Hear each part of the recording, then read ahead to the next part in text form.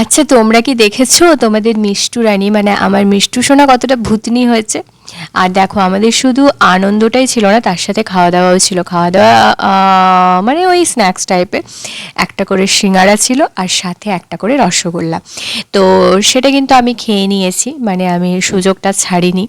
কিন্তু তোমাদের মিষ্টু সোনা সিঙ্গারা খেতে কিন্তু ভালোই বাসে, তবুও রসগোল্লা খেতে খুব একটা ভালোবাসে না, কিন্তু তবুও এখনও কিন্তু ভূতনি হয়নি, আমরা জাস্ট মানে শুরু করেছিলাম।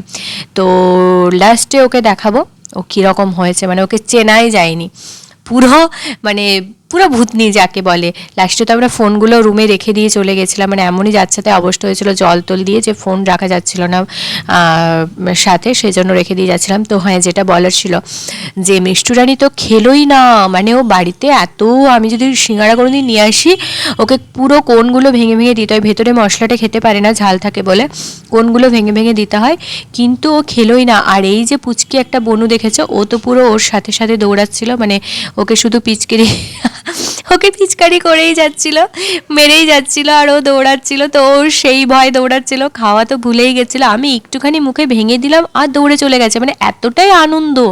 সত্যি দোলের দিন কিন্তু খুব আনন্দ হয়। আর তোমরা কেমন আনন্দ করেছো অবশ্যই কমেন্টে জানিও। টাটা।